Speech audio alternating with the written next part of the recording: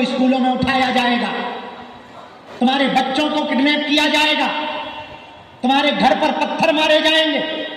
और बाद में मत कहना किसी ने जगाया नहीं, तुम ये नहीं कह पाओगे कि किसी ने जगाया नहीं।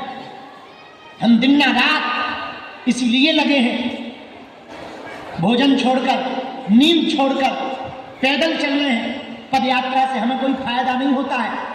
क्या फायदा? उल्टी व्यवस्थाएं जमानी पड़ती, रिस्क लेना पड़ता, व्यवस्थाएं करनी पड़ती, गाड़ियों की व्यवस्था, भंडारे की व्यवस्था, कार्ड की व्यवस्था, सुरक्षा की व्यवस्था, एम्बुलेंस की व्यवस्था, मेडिकल की व्यवस्था, न जाने क्या क्या करना पड़ता। पर हिंदुओं, यदि आज तुम नहीं जागोगे तो कल दिन वो दूर नहीं है जब तुम्हारे परिवार के ऊपर भी अत्याचार होगा। और हम चाहते हैं हमारे जीते जी हिंदुओं की आंखों में आंसू न रहे।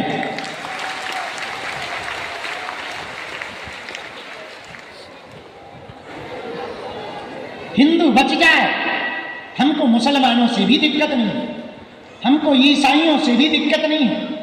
हमको दिक्कत उनसे है जो धर्म विरोधी है, जो सनातन विरोधी है। अरे लगातार सनातनी परंपरा के लोगों पर कमेंट किया जाता है, ऐसे ऐसे षड्यंत्र। एक बात हम कहना चाह रहे हैं, आज आप लोग तैयार रहना। दिल्ली की पदयात्रा देश में हिंदुत्व की नई क्रांति लाएगी, लेकिन उसके पहले और उसके बाद इतने हमले किए जाएंगे हम पर, इतने षड्यंत्र किए जाएंगे। देखो, साधु के पास तो उसकी इज्जत के अलावा कुछ होता नहीं। कोई कुछ भी मुंह चला देता वीडियो पे, हमको मन में बड़ा दुख लगने लगता। हमने किसी का कुछ बिगाड़ा नहीं। और साधु के पास हमने कल प्रशासन से इसीलिए एफआईआर करवाई उस पर कि यदि हम एफआईआर नहीं करवाएंगे तो ऐसे बहुत लोगों के मुंह चलने लगे। और हमारे पास इज्जत के अलावा है क्या? और एक बात विचार करना, तुम तो कुछ भी मुंह चला सकते हो भैया, लेकिन हमारी तो 10 साल की तपस्या भंग हो जाए। कोई भी आरोप लगाना सरल है,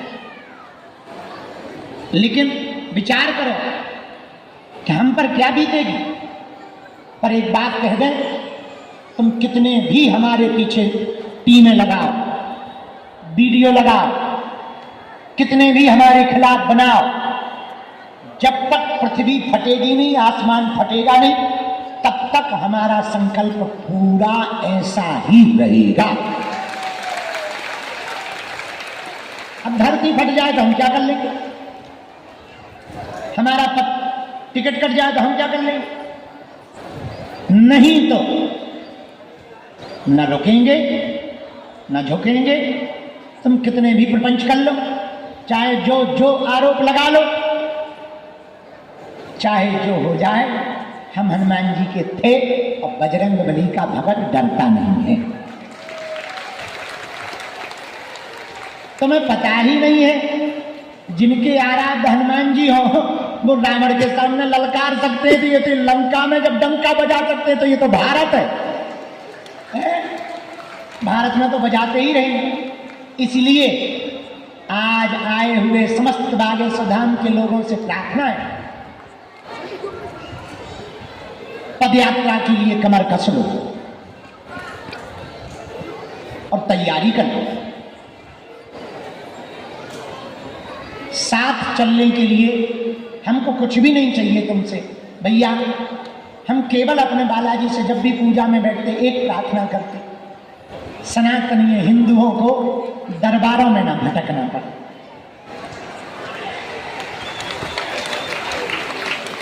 तंत्र मंत्र के चक्कर में न पड़ना पड़े, तांत्रिकों के चक्कर में न पड़ना पड़े, तुम्हारी आंखों में आंसू न रहे। और अमीरों के तो हजारों गुरु हैं, उनका कौन है जो किराया उधार उठाकर आते हैं, पैदल चलकर आते हैं?